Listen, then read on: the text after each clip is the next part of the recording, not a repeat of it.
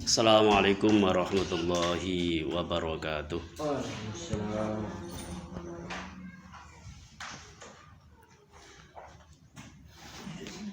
Alhamdulillahilladzi syara'a lin-nasi ahkamar rasyad wa khadzarahum subulal fasad. Wassalatu wassalamu ala khairi had al-mab'uts rahmatan lil ibad. Alladzi jahada fillahi haqqal jihad wa ala alihi wa ashabihi al-adharil amjad. Alladzina tabbaku nizamal islami fil hukmi wal ijtima'i wal uqubati wal ahkamil bayyinati wa tarbiyati wa ta'limi wa siyasati wal iktisad. Faj'alna Allahumma ma'hum waksyurna fi zumratihim yawma yaqumul ashhadu yawma tanad yawma yaqumun nasu li rabbil lil ibad. Asyhadu an la ilaha illallah wahdahu la syarikalah wa asyhadu anna Muhammadan abduhu wa rasuluhu la nabiyya ba'dah. Qala Allah ta'ala fil kitabil Qur'anil Karim, a'udzu billahi minasy syaithanir rajim. Bismillahirrahmanirrahim. Rabbi shrah li sadri wa yassir li amri wa hlul 'uqdatam min lisani yafqahu qawli. Amma ba'du, fa ya ayyuhal hadirun usini wa nafsi wa iyyakum bitaqwallah faqad fazal muttaqun. Ikhwan wa akhwati fillahil kiram, alhamdulillah pada pertemuan sore hari ini kita diberikan nikmat oleh Allah Subhanahu wa taala dengan kenikmatan iman dan kenikmatan Islam. Sehingga kita pada sore hari ini bisa berjumpa kembali dalam mengkaji satu kitab fikih madzhab Syafi'i yang dikarang oleh Syekh Abu Suja yang sering diberikan nama kitab Matnul Ghaya wa Taqrib atau kitab Taqrib atau juga kitab Matan Abu Suja. Dan pada pertemuan yang kemarin, yang pertemuan minggu yang kemarin, kita sudah membahas salah satu kitab Toharoh, fasal jenis-jenis air dan bagian-bagian air. Yang dalam askalnya, di dalam skemanya itu dinyatakan aksamul miyahi. Pembagian air itu ada 4. Zahirun, tahirun, mutahhirun, ghairu makruh. Yang pertama adalah air yang suci dan mensucikan, tidak makruh. Yaitu yang masuk di sini adalah yaitu al-ma'u al-mutlaqu, air mutlak. Yang kedua adalah tahirun, mutahhirun, makruh. Air suci mensucikan, dimakruhkan. Yang masuk di sini adalah yaitu al-ma'ul musammas, ya, air yang terkena sinar matahari yang berada dalam wadah bejana atau logam, bejana logam, yang dimakruhkan untuk badan, untuk wudhu, untuk mandi janabat, untuk mandi sendiri, ya, itu dimakruhkannya. Tapi air itu statusnya adalah air suci dan mensucikan, sehingga bisa digunakan untuk menghilangkan najis, ya, misalkan pada baju, ya, pada tempat dan seterusnya.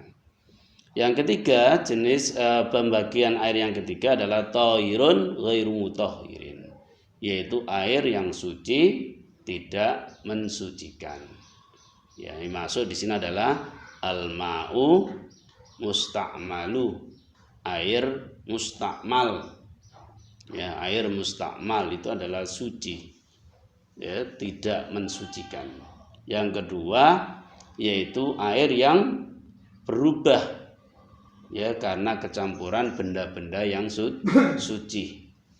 Ya, ketika ada perubahan warna, perubahan rasa, ya, dan perubahan bau dalam air tersebut, maka air itu adalah suci, ya, tetapi tidak mensucikan.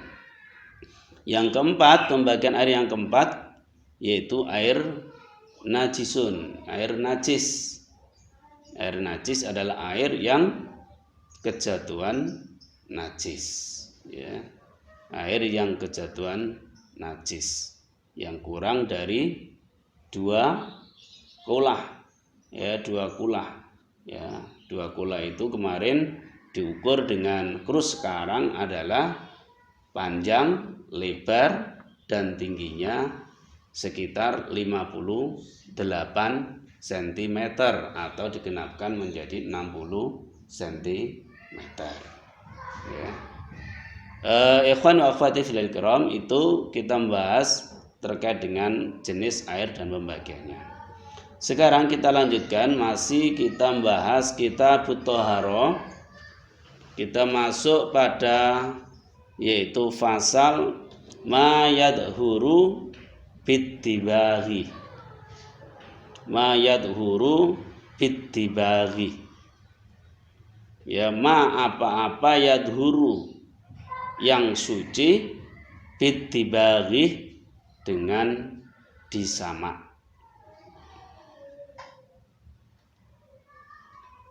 Wa juludul maitati tadhuru bittibaghi illa jildal kalbi wal khinziri wa ma tawallata minhuma aw min akhatihima wa admul maitati wa sya'ruha najisun illa al-adamiyah. Wa juludul maitati, dan kulit bangkai. Wa juludul maitati, dan kulit bangkai. Tadhuru, itu suci. Bittibaghi, dengan disamak. Illa, kecuali jildal kalbi, kulit anjing, wal khinziri, dan babi. Wa ma tawallada minhuma, dan apa-apa tawallada yang dilahirkan minhuma, dari keduanya, au min akhadihima, au atau min, dari akhadihima, salah satu keduanya. Wa azmul maitati, dan tulang bangkai. Wa sya'ruha, dan rambutnya. Najisun, itu najis. Illa, kecuali al-adamiyah, manusia. Ikhwani wa akhwati filal kiram, kita membahas tentang kulit, ya, kulit bangkai. Ya, kita membahas tentang kulit bangkai, ya, kulit bangkai. Berarti bagian yang terluar dari hewan, itu kulit. Yang di bawahnya itu baru ada daging, ya. Jadi itu namanya kulit, ya, kulit atau jildun, ya, bangkai. Ikhwani filal kiram, apa sih yang dimaksud dengan apa bangkai itu? Ya. Yang dimaksud dengan bangkai ini juga harus penting. Kalau tadi didivisikan kulit itu adalah apa? Bagian terluar dari hewan, ya, itu kulit, ya. Nah, sekarang ada kata bangkai, ya, yang dimaksud dengan maitatun. atau bangkai itu di dalam kitab At-Tadhib dijelaskan al-maitatu kullu hayawanin zalat hayatuhu bi ghairi dzabhi syar'iyyin. Yang namanya bangkai itu adalah kullu hayawanin, ya, semua hewan. Zalat hayatuhu, zalat yang tercabut, hayatuhu opo hidupnya, bi ghairi dzabhin syar'iyyin, dengan tanpa penyembelihan secara syar'i. Ya, itu namanya adalah bangkai.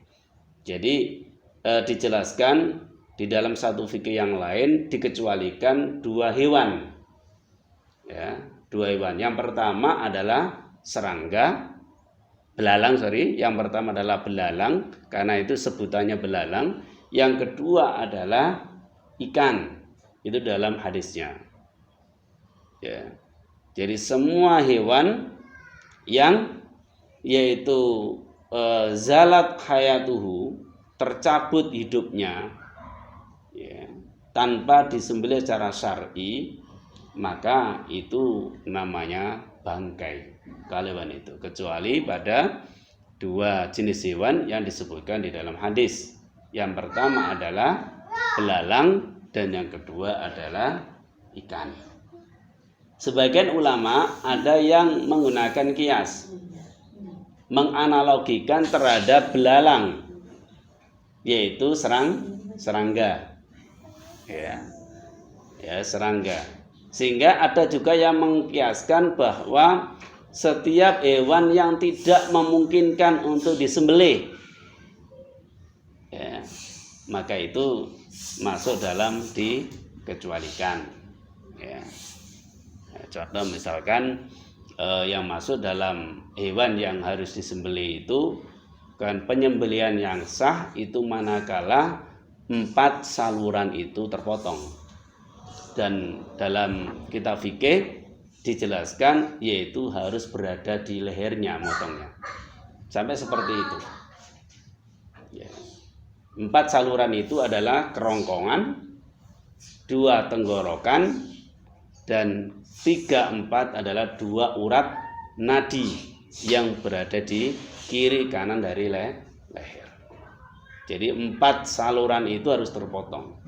Kerongkongan sama tenggorokan itu adalah hampir menyatu jadi satu, biasanya di tengah ini alat pernafasan dan alat pencernaan, dan yang kedua adalah di samping-sampingnya ini adalah urat nadi. Itu harus terpotong. Sehingga ada yang menjelaskan dengan fakta bahwa yang namanya menyembelih secara syar'i itu kalau dia dari hewannya itu adalah apa? Yaitu 4 urat nadi itu harus terpotong. Maka kemudian hewan-hewan yang tidak memiliki 4 urat nadi dengan jelas, maka ini ada menjelaskan dikecualikan. Ya, sehingga contoh misalkan selain belalang ada capung gitu, ada laron, ya, ada nyamuk kan gitu ya, dan seterusnya. Itu memang secara kejelasan dari urat-uratnya itu tidak jelas. Ini dari sisi namanya penyembelihan secara syar'i hewan yang memiliki harus terpotong 4 saluran. Penyembelihan yang secara syar'i itu juga harus dilakukan orang-orang yang dapat legalitas. Ya, yang pertama adalah dia orangnya berakal, tamyiz. Yang kedua adalah dia orang muslim dan pengikut agama samawi. Ya, jadi sembilannya orang musyrik, orang Hindu, orang Buddha, orang Konghucu, orang Zoroaster, maka itu diharamkan dimakan bagi orang muslim. Pengikut agama samawi berarti ahli kitab. Ya, orang-orang Nasrani, orang-orang Yahudi. Nasrani, Kristen Protestan, Kristen Katolik, kalau fakta sekarang ini masih disebut dengan ahli kitab. Jadi ahli kitab itu sejak pada saat Nabi dan sampai sekarang itu masih disebut dengan ahli kitab. Ya, ada yang sebagian menyatakan membedakan ahli kitab sekarang dengan dulu. Padahal sama, sejak dulu ya orang-orang ahli kitab Nasrani itu sudah yaitu berbuat menyekutukan Allah ya, dan juga menganggap Isa itu ibnillah. Isa itu ada anak Tuhan. Tuhan itu adalah tiga dan seterusnya. Dan sekarang juga sama, itu bisa dilihat diabadikan di dalam Al-Qur'anul Karim. Jadi ikhwani filal kiram, semua hewan yang hidupnya telah tercabut ya dengan tanpa disembelih syar'i, maka hewan itu berubah menjadikan bangkai. Ayam tiring ya kan ya, ayam tiring, bukan betiring, ayam tiren. Ayam tiren itu adalah ternyata ayam yang sudah mati. Berarti dia adalah bangkai. Ya, bangkai. Ya, contoh sapi. Sapi kejet-kejet langsung disembelih, syar'i sah. Tapi sapi ketika kemudian mati sudah berubah jadi bangkai. Jadi kembali pada persoalan, kita membahas tentang juludul maitati, membahas tentang apa? Kulit bangkai, ya, kulit bangkai itu. Maka butuh disembelih, ya, supaya hewan itu tidak disebut dengan bangkai. Ya. Paham ya ini ya? Yang dikatakan dengan apa? Maitatun. Bangkai itu apa? Ya, bangkai. Jadi bedanya hanya sedikit kan? Yaitu sembelih secara syar'i saja. Itu bedanya. Ya, bedanya. Ya, juludul maitati, kulit bangkai itu tathuru bidibagi. Ya, kulit bangkai itu bisa menjadi suci dengan disamak. Ya, dengan disamak. Apa yang dimaksud dengan disamak itu? Ya, wadubigo, ya, uzilat fuduluhu wa ratubatuhu allati yafsuduhu baqauha bihaitsu launak fil ma'i ba'da dzalika lam ya'udin ilahin natanu. Yang namanya disamak itu apa? Uzilat fuduluhu wa ratubatuhu. Uzilat apa? Mencabut atau menghilangkan fuduluhu, bekas daging-dagingnya, wa ratubatuhu, dan bau busuknya, lendirnya dan seterusnya, ya, allati yafsuduhu baqauha, yang menjadikan dia merusak ya pada tempatnya tersebut. Bihaitsu launaqwa fil ma'i ba'da dzalika lam ya'ud ilain natanu. Seandainya yaitu kulit tadi kemudian diletakkan fil ma'i, di air atau direndam, ya, ba'da dzalika, setelah disamak, lam ya'udin ilahin natanu, maka tidak akan kembali busuk. Berarti itu namanya disamak. Ya, disamak itu.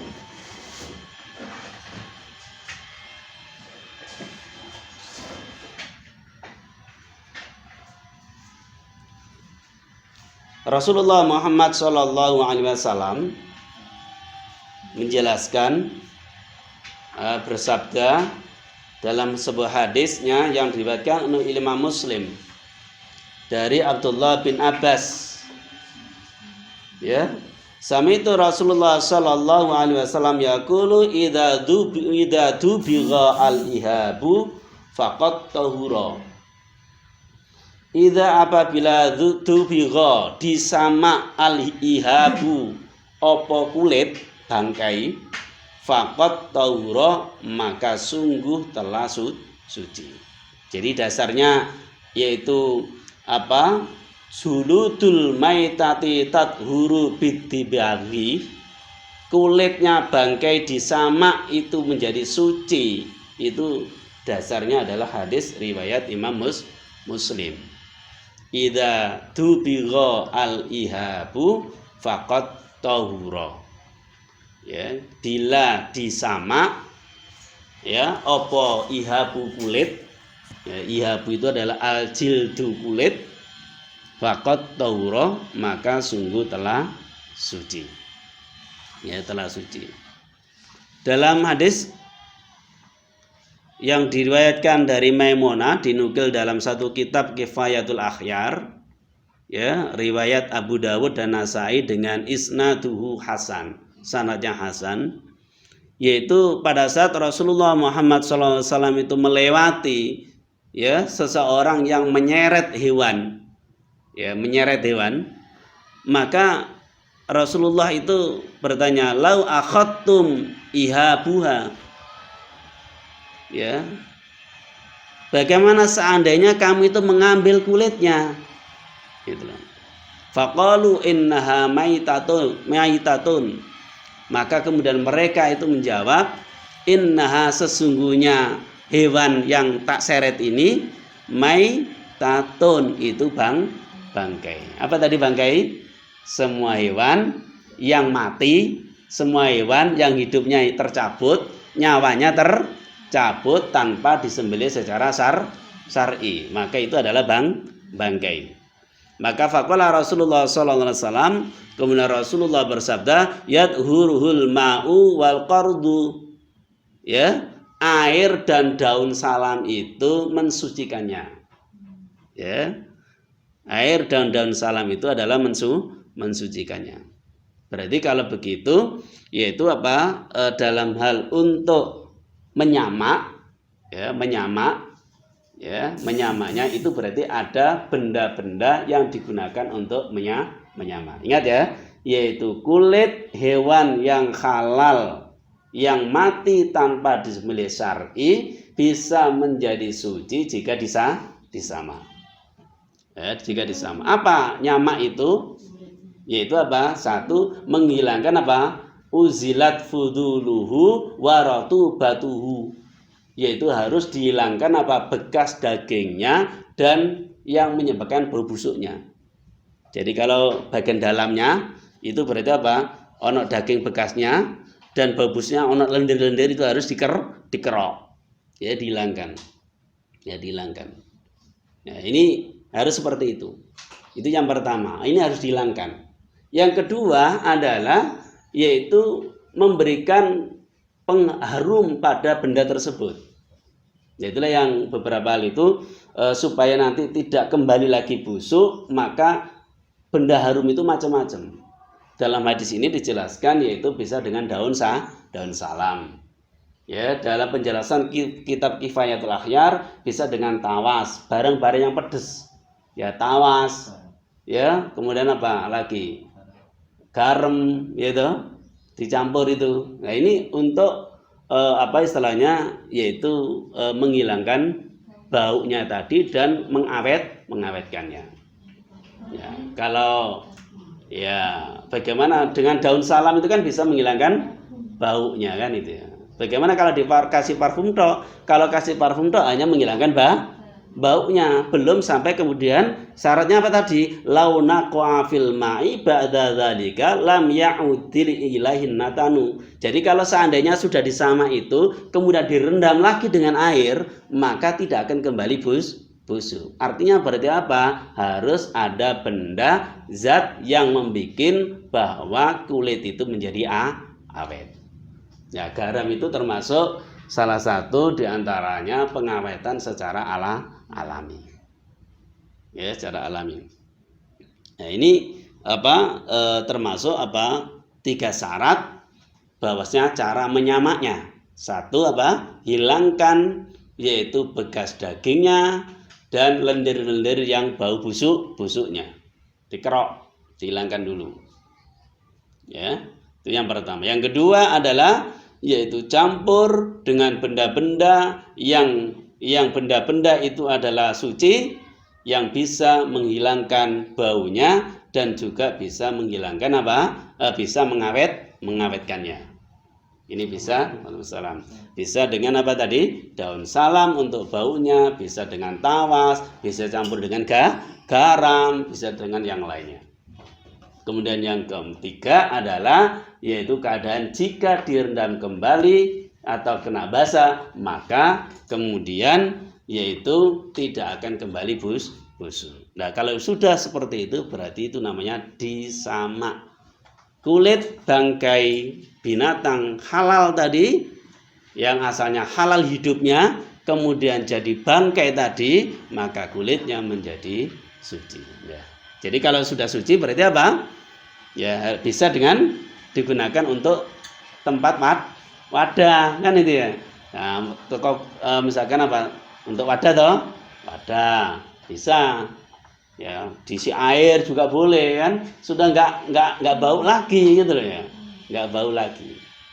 Jadi tidak cukup apa? Tidak cukup dijemur di sinar matahari. Jadi kalau misalkan kulit dijemur di sinar matahari, maka sebenarnya cukup dengan mengeringkan.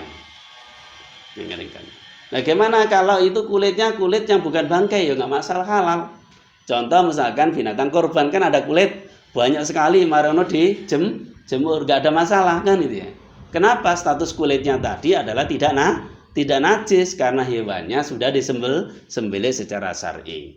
Ini yang kita bahas adalah apa? Kulit bangkai, kulit binatang halal yang tidak disembelih tapi mati, maka dikatakan kulit bangkai. Ya, wajuludul maitati tadhuru bidibaghi. Ya. Jadi kulit bangkai itu bisa menjadi suci dengan disamak. Ya, disamak. Illa jildal kalbi wal khinziri. Ya. Illa kecuali jildal kalbi, ya, kulit anjing, wal khinziri dan babi. Ya, dan babi. Jadi artinya kulit anjing, kulit babi walaupun disamak tetap tidak suci, tetap najis. Gitu loh. Kenapa? Karena dari sisi binatangnya waktu hidupnya saja sudah najis. Apalagi dia dalam kondisi bangkai. Itu aulawiyatnya seperti itu. Ya. Kalbi wal khinzir. Hal itu masuk di dalam apa istilahnya larangan di dalam Al-Qur'an surah Al-Maidah ayat 3 ya. Surah Al-Maidah ayat 3 ya, itu bisa jenengan buka di dalam Al-Qur'an itu, yaitu khurrimat alaikumul maitatu walahmul khinziri al-ayah. Yang cukup panjang itu ya. Ya, khurrimat alaikumul maitatu walahmul khinziri, surah Al-Maidah ayat 3. Khurrimat diharamkan, alaikum atas kalian, kumnya kembali kepada orang-orang muslim, al-maitatu opo bangkai, walahmul khinziri dan daging babi. Ya, daging babi. Saya tidak membahas tentang bagaimana fakta khinzir pada zaman Nabi dengan khinzir pada zaman sekarang kan itu panjang nanti ilmunya kan itu ya. Seperti kalau dulu ada yang mengatakan biawak dulu dengan sekarang beda, ya hadisnya kan biawak saja, ya sudah selesai biawak. Ya, jadi dijelaskan di situ adalah bangkai itu adalah masuk ke haraman tadi itu. Yang kedua adalah yaitu daging babi.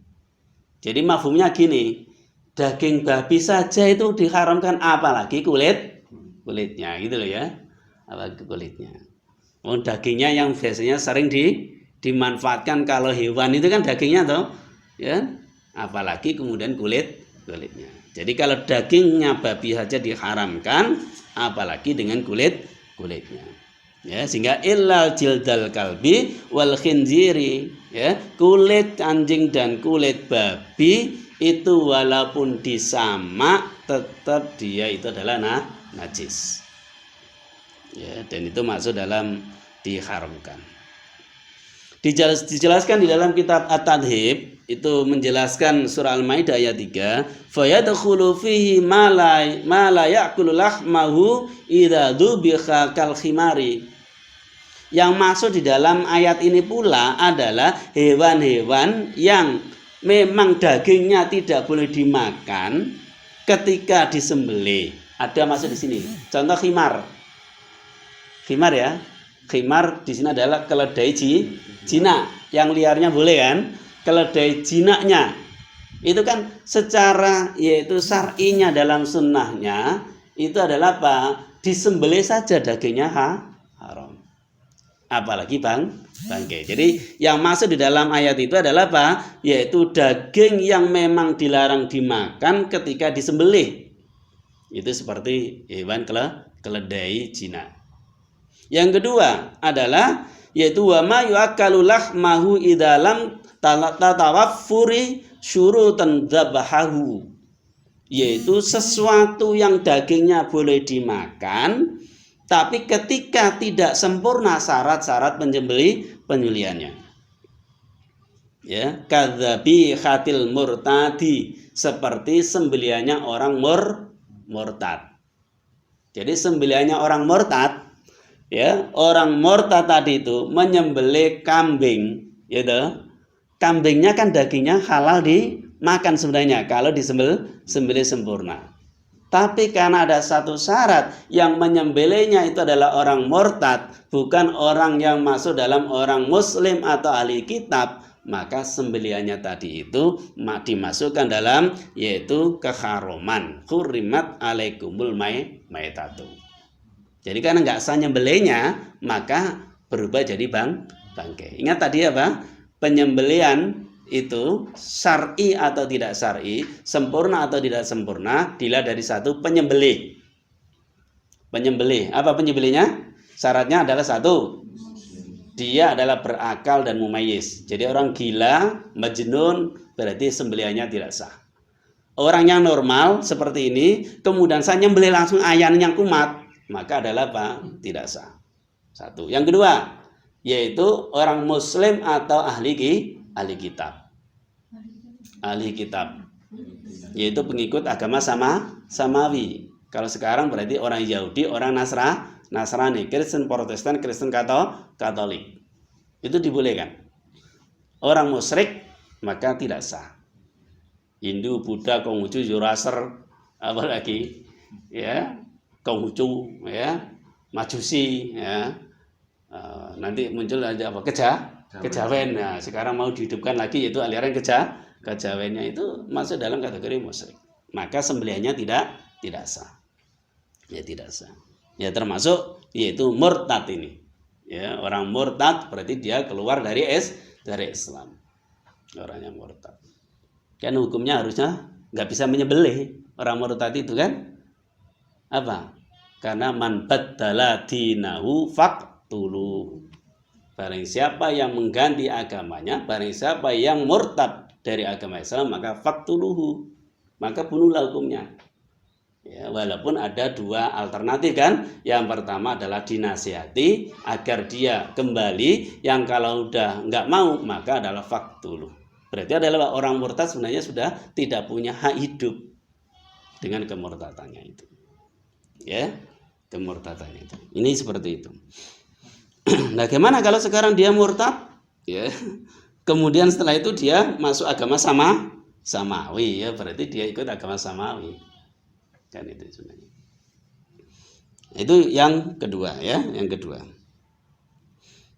Wa illam yakun fi doror, jika tidak ada di dalamnya doror, bahaya. Nah, berarti apa mafhumnya?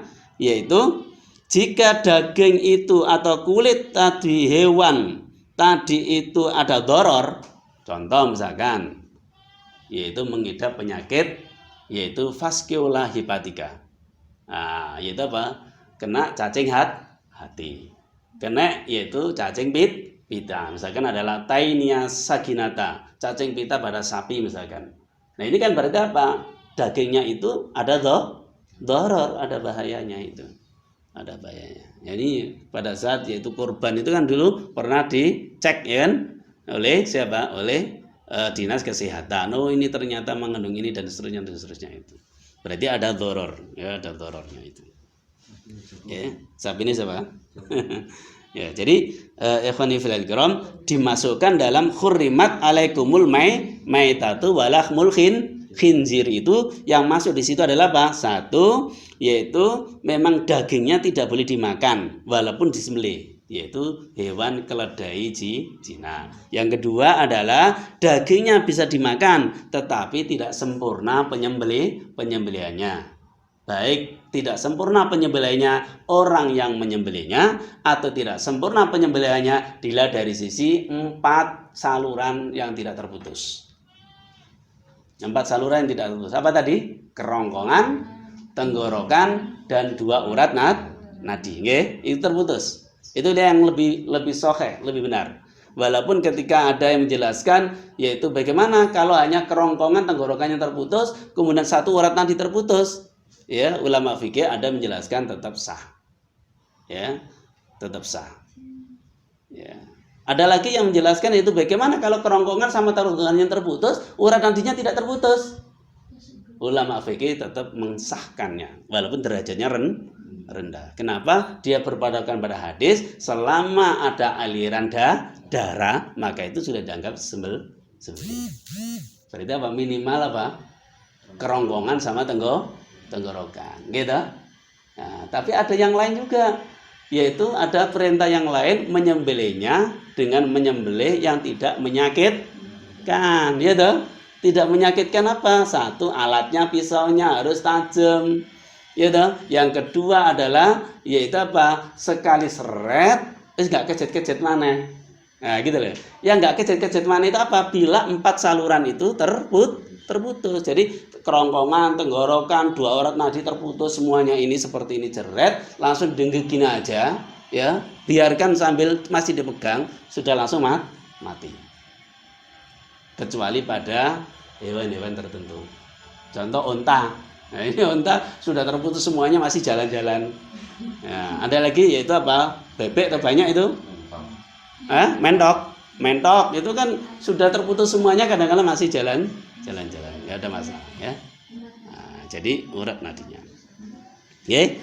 Nah, ini terkait dengan apa sembelihan itu. Illa jildal kalbi wal khinziri wa ma tawallada minhuma aw min akhidihima. Dan apa-apa yang terlahir dari binatang keduanya itu. Berarti anaknya siapa? Anjing. Anaknya babi. Ya, atau anaknya percampuran di antara anjing dan babi, dikawinkan anjing sama babi, maka hasilnya anaknya itu termasuk adalah haram. Ya. Apa namanya? Iya, aho. Jadi aho itu? Aho itu apa? Oh. Hok ya. Ya, hok ya. Ya. Jadi kalau dikawinkan silang, ya, kawinkan silang kemudian menghasilkan anak itu berarti tetap dilahirkan dari salah satunya atau keduanya, artinya dikawinkan antara anjing kemudian dengan yaitu babi, kemudian kok menghasilkan anak, maka anaknya masuk hukum yaitu haram, ya, masuk dalam najis. Ya, kulitnya walaupun dia itu bangkai ataupun dia masih hidup tetap najis, disama kayak apa tetap najis. Ya, ini hal yang penting, ya, hal yang penting, ya. Ya, termasuk nanti adalah itu apa pada hewan-hewan yang haram, ya. Ini itu dinisbahkan pada illa jilda kalbi wal khinziri wa ma tawallada minhuma aw min akhadihima. Itu artinya apa? Jika hewan-hewannya itu hidupnya saja itu sudah haram untuk dimakan dagingnya, maka kulitnya ketika bangkainya disamak pun tetap najis, tetap haram. Ya. Nah, sehingga ada satu kajian itu yang sampai memasukkan pada macan, kulitnya macan, kulitnya ular, itu kan dijelaskan sebagai yaitu apa, binatang-binatang buas yang berkuku tajam, ya. Di dalam hadis disebutkan secara umum kan masuk dalam binatang-binatang buas, ya. Sehingga nanti pembahasannya sama, bagaimana kalau memanfaatkan kulit harimau kan itu, ya, kulit ular kanggo sabuk, makanya harus dipahami Karena apa? Status terkait dengan yaitu harimau, ular itu masuk dalam kelompok binatang buas. Ya, binatang buas. Walaupun ada sebagian yang menyatakan seperti ini. Kan yang diharamkan kan yang disebut dalam Al-Qur'an toh. Nah, dalam hadis Rasul. Ya kan? Hadis Rasul kan ada yang umum kan, termasuk binatang-binatang buas. Binatang buas cirinya apa? Satu, kukunya tajam, bertaring. Kemudian faktanya adalah karnivora, bahkan bisa jadi ya karnivora ya, yang super ganas itu. Ya, kanibal. Ya, itu berarti apa? Dia masuk dalam binatang yang haram. Sehingga kulitnya tadi, ya kulitnya walaupun harimau saman gorok, berarti digorok sempurna pun, penggorokannya digorok sempurna, maka kulitnya tetap apa? Iya, bangkai. Ya. Nggak ada nyekeli, ketakut ya, ditembak. Ditembak ya. Ya, ini seperti itu. Nah, seperti itu. Ya. Nah, ini terkait dengan kulit ya, kulit. Jelas saya kira ini. Jadi topiknya hanya dua ya. Yang pertama, kulit bangkai dari binatang halal maka disamak menjadi suci. Yang kedua, kulit dari binatang yang haram ya, binatang yang haram kok bangkai ya, walaupun disamak tetap tidak suci. Ya. Wa admul maitati wa sya'ruha najisun.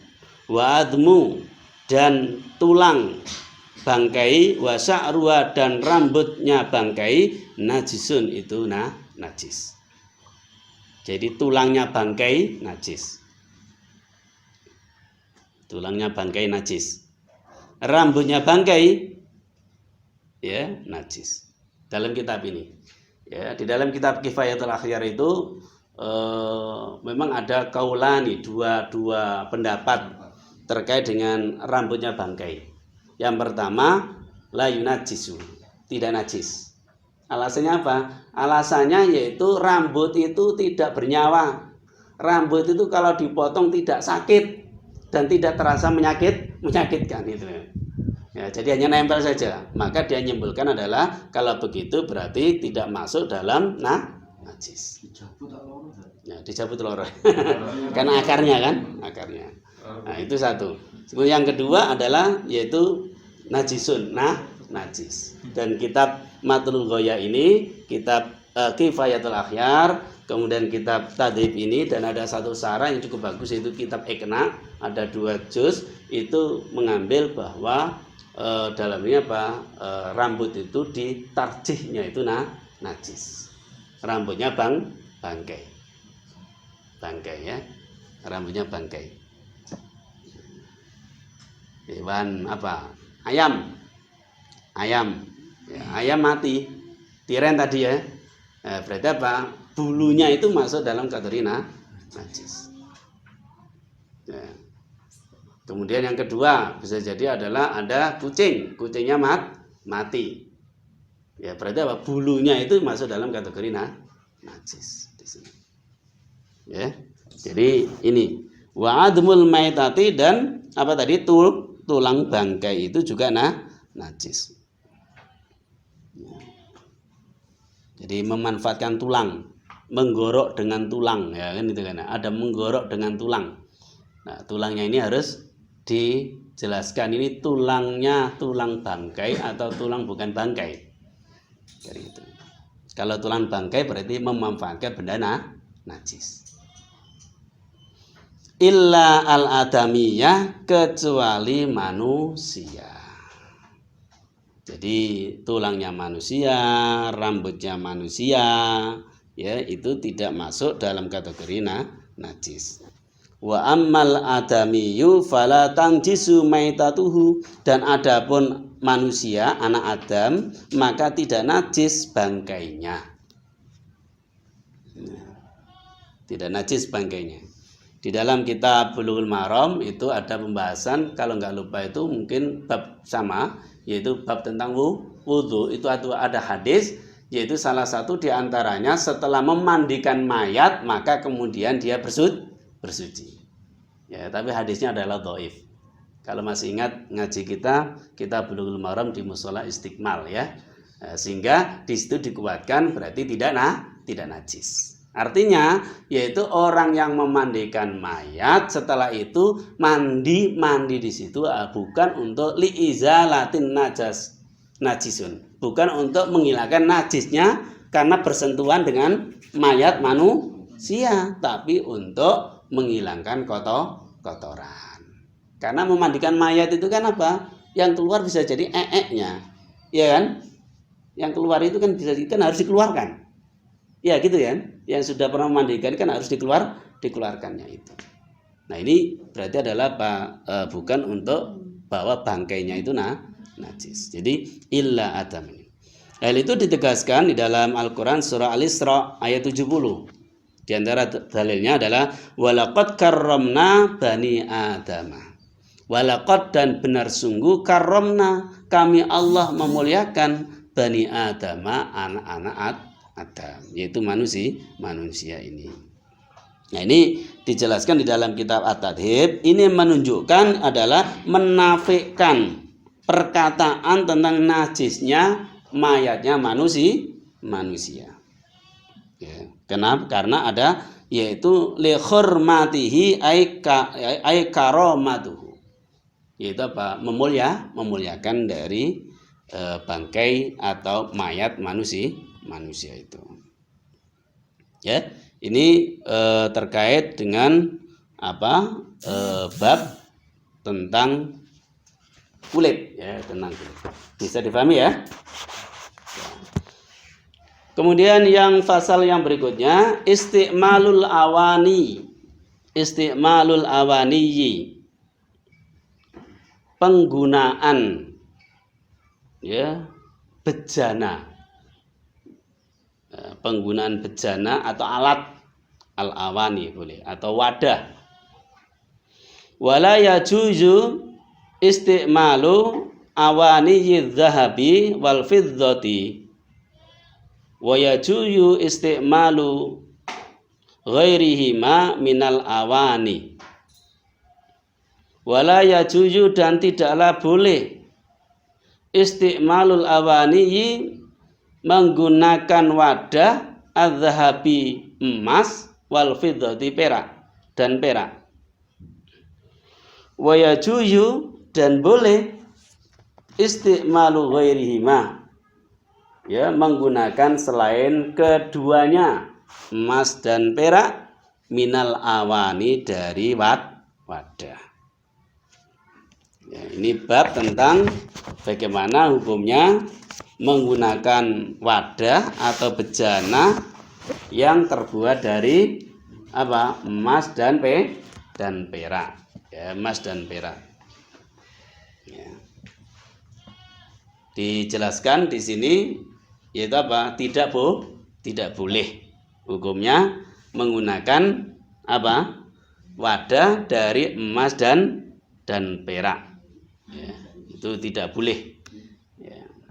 Ya, dijelaskan terkait dengan apa hadis Rasulullah Muhammad SAW ya, yang diriwayatkan oleh Imam Bukhari dan Muslim ya, dari riwayat Hudzaifah ya, Hudzaifah radhiyallahu anhu ta'ala ya, qala sami'tu Rasulullah sallallahu alaihi wasallam yaqul la talbisul al-harira wala dibahah wala tasrabu fi aniyatiz zahabi wal fiddati fa innaha lahum fid dunya wa lakum fil akhirati. La talbisul harirah, janganlah kalian memakai al-harirah sutra, wala dibajah, dan jangan menggunakan apa? Sulaman dari sutra. Apa sulaman itu? Berarti apa? Kain tapi disisipi dengan sutra yang banyak. Itu wala dibajah. Dalam kitab Bulughul Maram itu ada syaratnya ya. Kalau cukup dengan apa berapa benang dari sutra, maka itu nggak apa-apa. Tapi kalau lebih dari sekitar sekian, maka itu adalah haram. Bagi siapa? Bagi laki-laki ya. Kalau perempuan nggak apa-apa pakai sutra. Ya. Wala tasrabu fi aniyati dhahabi wal fiddati, dan jangan kalian minum fi aniyati dhahabi wal fiddah, dengan dalam wadah emas dan perak. Ya, saking kayanya gelasnya saja dari emas, dari perak. Saking kayanya gucinya dari emas dan perak.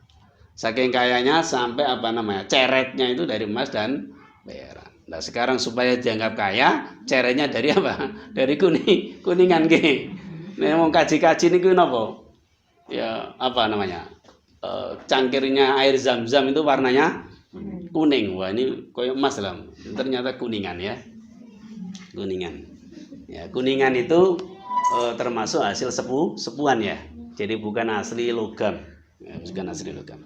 Jadi jangan kalian minum dalam wadah emas dan perak. Fa innaha lahum, maka sesungguhnya wadah emas dan perak itu lahum bagi mereka, ayyul kafirina, humnya ini lahum bagi mereka orang-orang kafir, ya, fit dunya, di dunia, walakum fil akhirati, walakum dan bagi kalian orang muslim fil akhirati, di akhirat.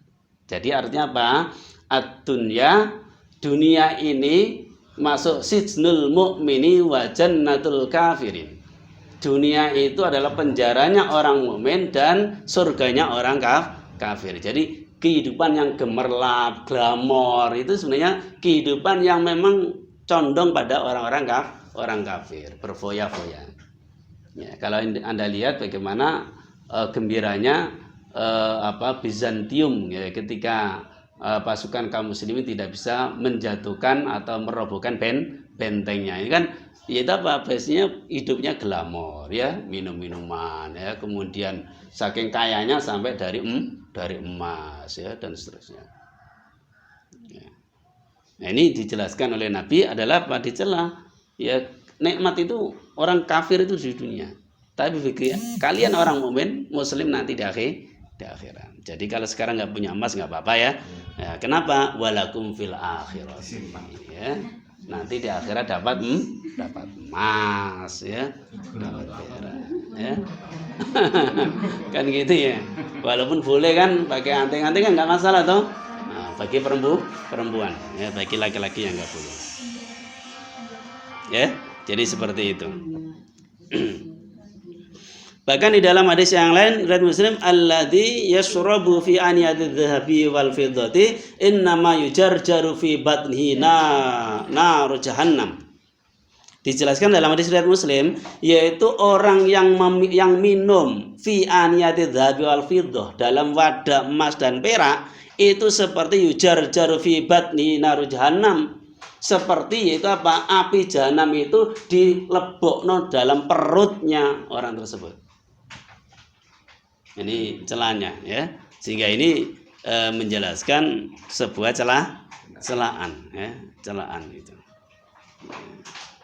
celaan, dan itu masuk dalam kategori, yaitu kalau di sini wala yajuzu istimalan awani dhahabi wal fiddah, itu di sini ditegaskan kalau untuk minum maka bisa digunakan tadi, yaitu apa hukumnya, larangan tidak bolehnya sampai pada jatuh haram ya. Wa yajuzu istimalu ghairihima minal awani, dan boleh menggunakan selain wadah dari emas dan perak, boleh, dari tembaga boleh, dari aluminium boleh ya, boleh ya. Kalau sepuan campuran antara emas dan perak atau logam apa dengan emas, itu nanti kalau menghasilkan ternyata itu masih emas, ya berarti haram ya. Jadi intinya seperti itu ya. Kan emas itu kan karatnya macam-macam kan, 24 karat gitu. Nah, karat itu menentukan kemurnian dari emas, itulah emas, bukan mas-masan ya. Nah, kalau mas-masan kan bukan emas ya, itu mamas ya, mamas, kayak kalung mamas itu bukan emas, imitasi ya. Apa imitasi? Palsu ya, palsu ya, nah, palsu ya. Ini menggunakan wadah ya, atau alat yang terbuat dari emas dan perak. Ya, ada yang menjelaskan yaitu karena ada kesombongan kan itu, ada menjelaskan karena ada kesombongan seperti itu. Ya, kenapa demikian? Ya sebenarnya kembali pada kaidah umum ya. Kaidah umum al aslu fil asya al ibaha malam yarid dalil takhrimi. Jadi kembali di situ. Ono enggak dalil ya terkait dengan tembaga, ono enggak dalilnya wadah-wadah dari seng, wadah-wadah dari aluminium dan seterusnya, maka memakai kaidah umum. Yaitu apa? Al aslu fil asya al ibaha malam yarid dalil takhrimi. Jadi asal sesuatu benda itu adalah ibaha boleh selama tidak ada dalil yang mengharamkannya. Itu ya. Nah, emas dan perak kan ada dalil yang mengharamkannya, yang menjelaskan larangannya ya, larangannya. Sementara tembaga, almini, kuningan, apalagi ya yang sering dipakai itu adalah apa? Tidak ada dalil yang mencelanya. Itu loh. Sehingga menggunakan kaidah umum yaitu al aslu fil asya al ibaha malam yarid dalil takhrimi. Asal usul sesuatu benda itu adalah mubah selama tidak ada dalil yang mengharamkannya. Sudah jam 5:10 ya. Saya kira itu ya. Kita buka nanti itu pertanyaan ya. Kita tutup dulu pada pertemuan kita kali ini ya. Masih kita bab taharah, nanti bab tentang siwak ya, insyaallah pada pertemuan mendatang. Ya, kita tutup. Subhanakallah bihamdika asyhadu an la ilaha illa anta astaghfiruka wa atubu ilaik. Assalamualaikum warahmatullahi wabarakatuh.